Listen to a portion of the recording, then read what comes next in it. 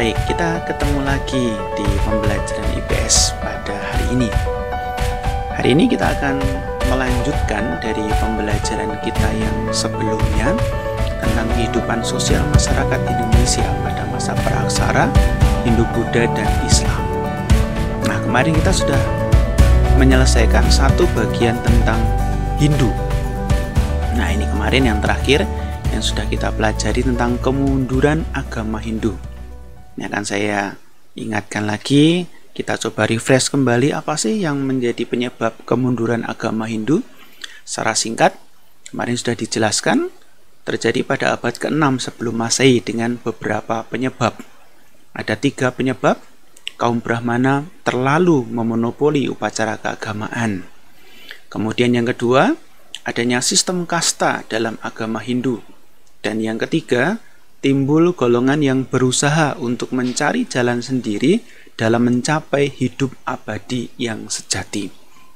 Nah, itulah awal mula dari munculnya agama Buddha. Yang menjadi tokoh adalah Siddhartha Gautama. Nah, hari ini kita akan belajar tentang lahirnya agama Buddha.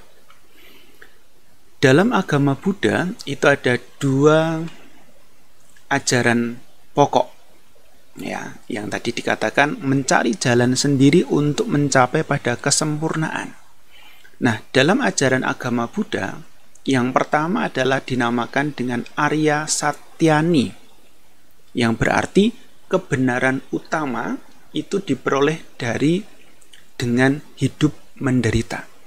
Jadi dengan sebuah penderitaan itu pengikutnya atau orang-orang yang mengikuti ajaran Buddha ini adalah mendapatkan kebenaran yang utama. Kemudian ajaran pokok yang kedua yaitu Pratitya Samutpada, yang berarti bahwa dalam kehidupan ini itu merupakan rantai sebab akibat. Jadi dalam kehidupan ini, kalau kita berbuat sesuatu, maka nanti akan ada akibatnya. Nah, akibatnya apa? Disebabkan oleh. Maka itulah dinamakan dengan Pratitya Samutpada dalam ajaran pokok Buddha. Keseluruhan dalam ajaran Buddha itu kemudian dibukukan dalam sebuah kitab yang dinamakan dengan kitab Tripitaka. Nah, kitab Tripitaka itu terdiri dari 3, maka dinamakan dengan Tri. Ya, Tri itu artinya adalah 3. Kitab yang pertama yang dinamakan dengan Sutra Pitaka. Dalam Sutra Pitaka itu berisi tentang wejangan-wejangan Sang Buddha. Jadi di situ bagaimana Sang Buddha itu memberi nasihat-nasihat, memberikan penjelasan-penjelasan bagaimana untuk bisa mengikut Sang Buddha. Kitab yang kedua dinamakan dengan Vinaya Pitaka. Di dalam Vinaya Pitaka itu berisi tentang peraturan dan hukum yang menentukan cara hidup para pemeluknya. Maka di situ isinya tadi adalah peraturan-peraturan, hukum-hukum. Jadi bagaimana para pemeluk itu mengikuti Sang Buddha, di situ sudah dijelaskan aturannya, hukumnya seperti apa. Kemudian yang ketiga, kitab yang ketiga adalah Abhidharma Pitaka. Abhidharma Pitaka berisi tentang penjelasan-penjelasan dan kupasan soal keagamaan. Jadi bagaimana dalam mengikuti dalam keagamaan Sang Buddha itu sudah diberi penjelasan. Kalau ada pertanyaan-pertanyaan, maka disitulah jawaban-jawabannya ada di dalam kitab Abhidharma Pitaka. Nah, dalam agama Buddha itu terdapat beberapa aliran. Ada 2 aliran dalam agama Buddha pada waktu itu. Aliran yang pertama dinamakan dengan aliran Hinayana. Apa itu Hinayana? Aliran Hinayana adalah pengikut Buddha bisa mencapai nirwana atau surga itu dengan usaha melakukan meditasi. Berarti dengan melakukan meditasi, maka pengikut-pengikut dari Buddha itu bisa mencapai nirwana atau bisa mencapai surga. Itu aliran yang pertama. Kemudian aliran yang kedua yang dinamakan dengan aliran Mahayana. Apa itu aliran Mahayana? Aliran Mahayana adalah setiap pengikut Buddha bisa mencapai surga atau nirwana, yaitu dengan kebijaksanaan dan sifat welas asih. Berarti orang yang mempunyai sifat welas asih, berbelas kasih pada orang lain, maka dialah atau pengikut itulah yang bisa mencapai surga atau nirwana. Nah, kalau kita kembali lagi pada Hindu dan Buddha, mengapa bisa masuk di Indonesia? Mengapa bisa berkembang di Indonesia? Ini ada beberapa teori yang menjelaskan tentang proses masuknya pengaruh Hindu-Buddha di Indonesia. Ada 4 teori. Ya, ada 4 teori. Teori yang pertama yaitu teori Brahmana. Teori yang kedua adalah teori Ksatria. Teori yang ketiga adalah Waisya. Dan teori yang keempat adalah teori Sudra. Kita akan bahas satu persatu masing-masing dari teori tersebut, siapa yang menemukannya, siapa yang menjadi pendukungnya dari teori-teori tersebut. Kita mulai dengan yang pertama, teori Brahmana. Nah, teori Brahmana ini pendukungnya adalah Jacob Cornelis van Lier. Ya, beliau itu ada fotonya seperti itu. Itu adalah pendukung dari teori Brahmana. Agama Hindu-Buddha ada di Indonesia. Menurut teori Brahmana, dikatakan bahwa para Brahmana dan biksu India itu mendapat undangan dari para kepala suku yang ada di Indonesia. Karena pada waktu itu kita belum mengenal agama. Yang ada adalah aliran kepercayaan, animisme, dinamisme. Nah, para kepala suku ini kemudian mereka tahu bahwa ada yang pandai, orang yang pintar, maka kemudian mengundang para Brahmana dan biksu India itu untuk datang ke Indonesia. Kemudian mereka setelah datang ke Indonesia, para kepala suku ini mengangkat para Brahmana tadi menjadi penasehat mereka. Maka dari proses itulah agama Hindu dan Buddha berkembang di Indonesia. Kemudian teori yang kedua, teori Ksatria. Teori Ksatria pendukungnya adalah Friedrich David Kahn Bos. Ya. Yang disingkat biasanya FDK Bos. Nah, menurut teori Ksatria, mengapa agama Hindu dan Buddha itu berkembang di Indonesia? Ini dikatakan bahwa raja-raja India datang menyerang dan mengalahkan suku-suku yang ada di Indonesia. Karena pada waktu itu, daerah-daerah itu kan dikepalai oleh para kepala-kepala suku. Nah, disitulah kemudian para raja-raja atau ksatria ini datang, kemudian menyerang dan mengalahkan, sehingga menguasai daerah-daerah di Indonesia. Sehingga dengan proses seperti itu, mereka akhirnya mendirikan kerajaan-kerajaan Hindu dan Buddha di Indonesia.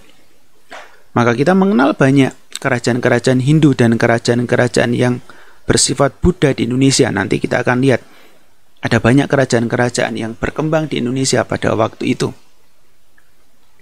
Kemudian teori yang ketiga, teori Waisya.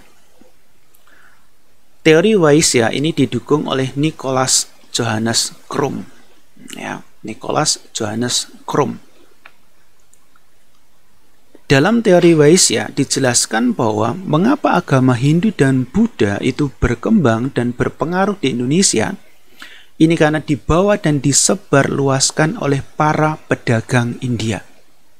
Tentu kita masih ingat bahwa pada waktu itu hasil yang dimiliki oleh Indonesia tentu tidak hanya dinikmati oleh Indonesia sendiri, tapi kemudian ada perdagangan, ada jual beli.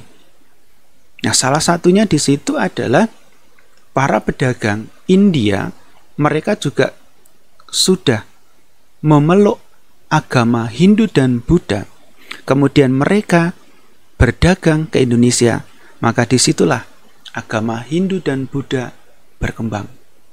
Ditambah lagi, para pedagang India berasimilasi dengan penduduk setempat. Asimilasi itu adalah peleburan kebudayaan. Dan salah satu contoh peleburan kebudayaan dari asimilasi adalah perkawinan atau pernikahan. Sehingga para pedagang India ini kemudian bisa menikahi penduduk Indonesia. Maka disitulah terjadi asimilasi. Keturunan-keturunannya akhirnya kemudian mengikuti agama yang dipeluk oleh para pedagang India. Itu teori Waisya. Kemudian teori yang keempat yaitu teori Sudra. Nah, teori Sudra pendukungnya adalah Jeremias Faber van Riemsdyk atau yang biasa dikenal dengan Van Faber. Nah, teori Sudra ini kemudian menyebarkan, mempengaruhi agama Hindu dan Buddha berkembang di Indonesia. Karena apa? Kalau kita melihat kelompok Sudra, ini adalah kelompok masyarakat biasa, ya, kelompok masyarakat biasa. Sehingga kaum Sudra ini sebagai masyarakat biasa dari India, mereka pergi dan menetap di Indonesia. Ya.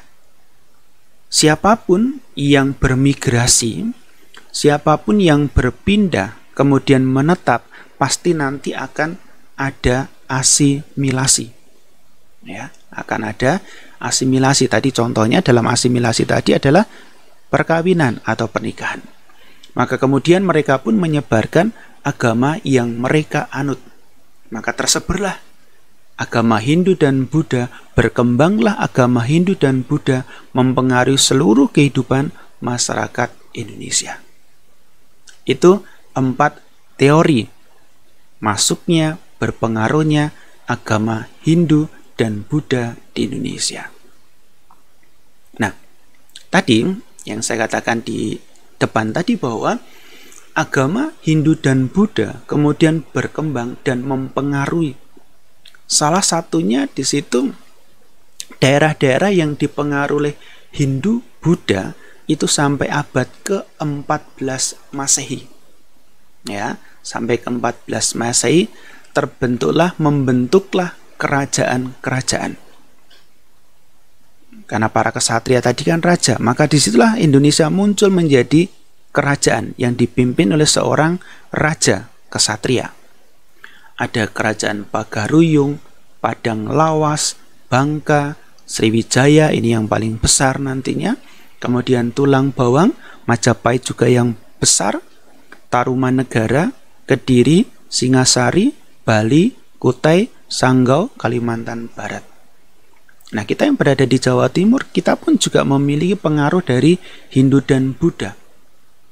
Yang paling terkenal yang dekat dengan kota Malang adalah Singasari, ya, Kediri.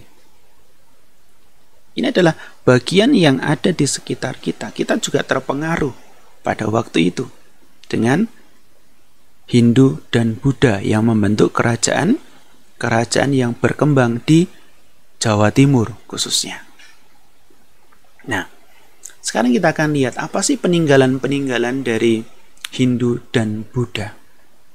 Ada banyak peninggalan-peninggalan dari kerajaan Hindu dan Buddha atau pengaruh dari Hindu dan Buddha. Yang pertama yaitu candi. Nah, candi ini adalah sebuah bangunan. Tetapi candi ini juga punya fungsi selain sebagai bangunan. Fungsi yang pertama dari sebuah candi adalah untuk pemujaan. Ya, untuk pemujaan.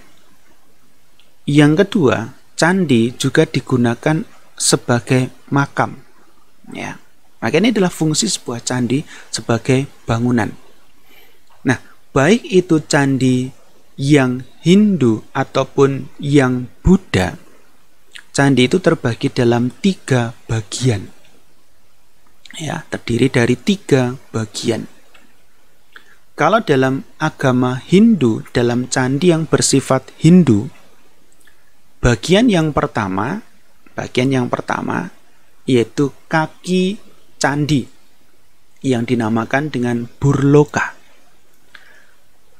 Nah, setiap bagian-bagian dari candi itu direliefkan, ya, direliefkan.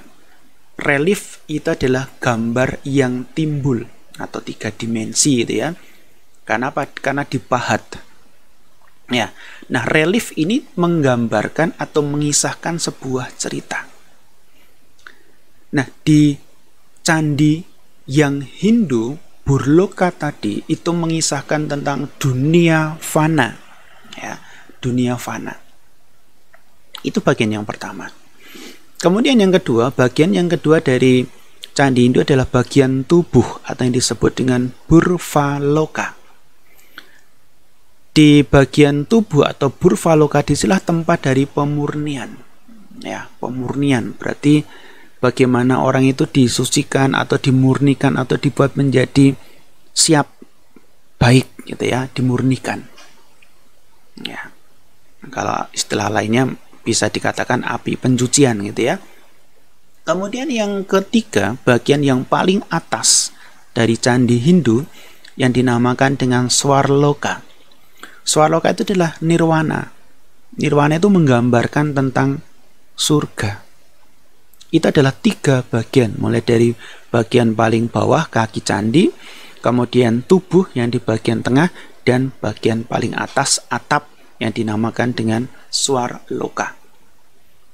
Nah, candi Hindu itu khasnya adalah ramping bentuknya, ramping, kemudian tinggi, ya, banyak di sekitarnya, di sekelilingnya itu banyak. Seperti ini Candi Prambanan gitu ya.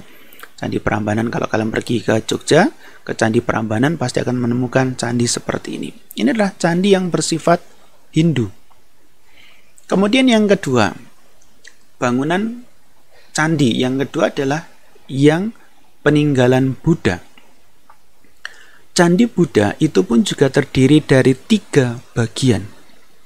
Bagian yang pertama yang dinamakan dengan Kamadhatu, itu adalah rahim ibu. Di situ menggambarkan tentang bagaimana kehidupan manusia itu ada di dalam rahim ibu. Kemudian bagian yang kedua di atasnya adalah bagian Rupadhatu. Rupadhatu itu adalah tempat di mana kehidupan manusia itu menggambarkan tentang nafsu keduniawian. Ya, nafsu keduniawian.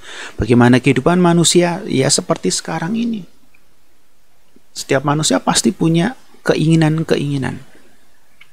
Dan yang ketiga, yang paling atas itu adalah disebut dengan Arupadhatu. Arupadhatu itu adalah nirwana. Ya, nirwana. Surga gambarannya. Nah, contoh dari candi Buddha yang paling terkenal, kalau tadi Hindu yang paling terkenal, sekarang Buddha yang paling terkenal adalah Candi Borobudur. Kalau kalian pergi ke Candi Borobudur, pasti di situ akan melihat bentuk dari Candi Buddha itu biasanya adalah tambun. Tambun itu besar, ya, melebar dan pendek. Itu ciri khas dari Candi Buddha. Kemudian yang kedua, peninggalan dari Hindu Buddha yang kedua adalah prasasti. Apa itu prasasti? Prasasti adalah tulisan dari masa lampau. Jadi masa lampau itu mereka juga sudah mulai menulis. Kenapa? Sudah melewati masa praaksara. Ya, nirleka. Berarti sudah mengenal tulisan. Kalau praaksara nirleka itu berarti sebelum mengenal tulisan. Nah, sekarang mereka sudah mengenal tulisan, sudah bisa menulis. Nah, prasasti itu dibuat dari apa? Bahannya dibuat bisa dari batu. Seperti ini dari batu. Ya, dari batu, bisa dari logam, bisa dari tanah liat, dan juga bisa juga dari tanduk binatang. Nah, dalam agama Hindu, prasasti tadi itu ditulis menggunakan huruf Pallava. Huruf Pallava itu hampir seperti kalau sekarang kita kenal itu aksara Jawa gitu ya, Hanacaraka gitu kan, itu modelnya seperti itu, huruf Pallava. Bahasanya adalah bahasa Sanskerta. Ini kalau kalian perhatikan detail gitu ya, ini kan seperti huruf Jawa, Hanacaraka itu kan. Nah, ini bahasanya adalah Sanskerta. Nah, prasasti yang tertua yang ditemukan di Indonesia menjadi bukti peninggalan Hindu-Buddha adalah prasasti Yupa yang dibuat sekitar tahun 350 sampai 400 Masehi. Ini ditemukan di Kutai, ya, di kerajaan Kutai, berarti di Kalimantan. Kemudian yang berikutnya, yang ketiga, peninggalan yang ketiga dari Hindu-Buddha adalah berupa Yupa. Apa itu Yupa? Yupa itu adalah tiang batu. Di situ sebagai upacara kurban. Nah, prasasti Yupa itu berupa 7 batu bertulis seperti ini. Ini Yupa sebagai tiang batu. Ini di sini menjadi tempat untuk upacara kurban. Ya, itu 7 batu bertulis, semuanya di situ ada tulisan-tulisannya. Nah, prasasti Yupa yang terkenal di situ di Kutai, di situ menceritakan sebagai isinya berupa syair yang mengisahkan tentang Raja Mulawarman. Itu gambarannya ya, kalau kita nanti belajar di kerajaan-kerajaan, salah satunya nanti tentang kerajaan Kutai. Kita akan dibahas lebih dalam lagi tentang raja-raja, salah satunya adalah Raja Mulawarman.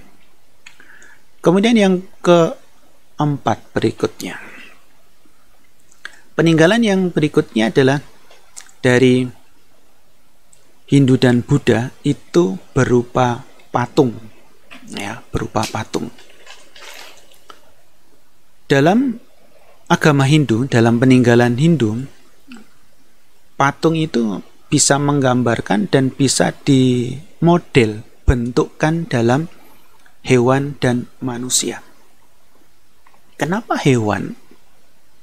Ya, karena hewan ini mempunyai kesaktian, ya, punya kesaktian. Manusia, kenapa manusia? Karena di situ untuk mengabadikan. Siapa yang diabadikan? Dewa Dewi.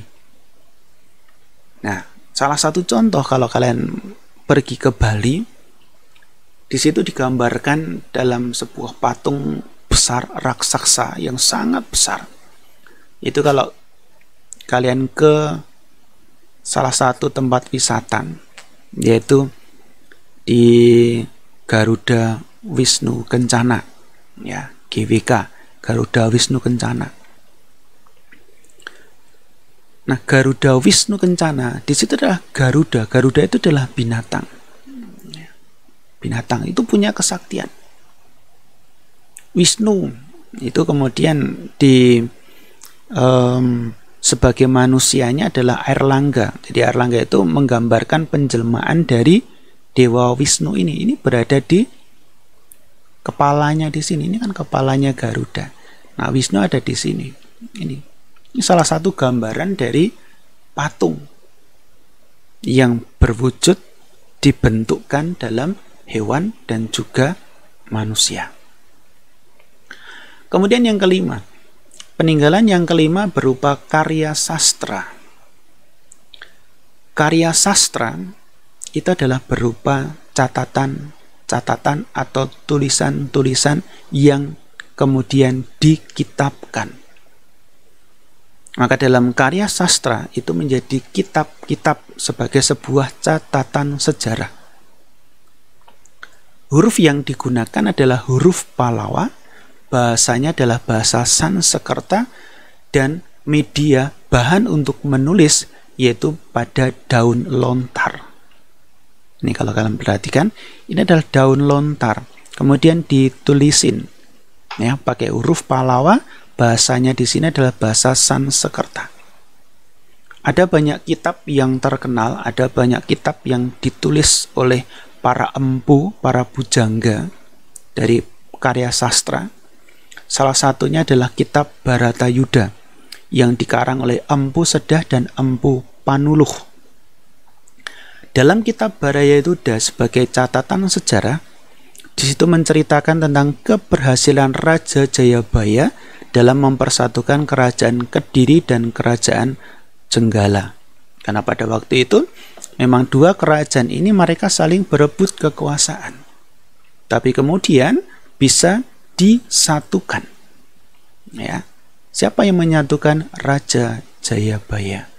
Ini diceritakan dalam kitab Bharatayuddha. Bharatayuddha itu menggambarkan tentang perang, tentang peperangan. Kemudian ada contoh yang lain, ada kitab Arjuna Wiwaha. Dalam kitab Arjuna Wiwaha itu menceritakan tentang pengalaman hidup dan keberhasilan Raja Airlangga. Tadi dikatakan sebelumnya bahwa Raja Airlangga itu sebetulnya adalah dari dewa, ya, yaitu Dewa Wisnu. Itu yang kelima, karya sastra.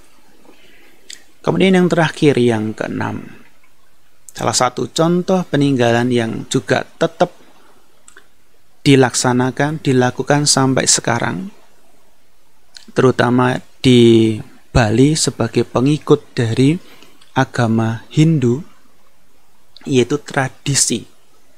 Nah, apa itu tradisi? Tradisi adalah kebiasaan nenek moyang yang dilakukan secara turun-temurun sampai saat ini. Salah satunya tradisi yang dilakukan yaitu di Bali. Ini contoh gambarnya seperti ini. Ini adalah ngaben. Ngaben adalah pembakaran mayat. Jadi mayat atau orang yang sudah meninggal pada waktu itu adalah para raja, kesatria, golongan-golongan atas itu ya. Itu mereka di ngaben, mereka dibakar dan ada upacara-upacaranya untuk ngaben ini. Ini adalah peninggalan-peninggalan. Salah satunya adalah ini tradisi yang terus dilakukan, terus berjalan sampai saat ini. Ini gambaran tentang perkembangan agama Hindu dan Buddha, serta peninggalan-peninggalannya yang sampai saat ini terus berlangsung di Indonesia dan menjadi agama yang berkembang di Indonesia. Sampai di sini kita akhiri untuk pembelajaran kita. Selamat belajar. Selamat mengembangkan pengetahuan, memperluas pengetahuan dan wawasan kalian. Dan tetap semangat.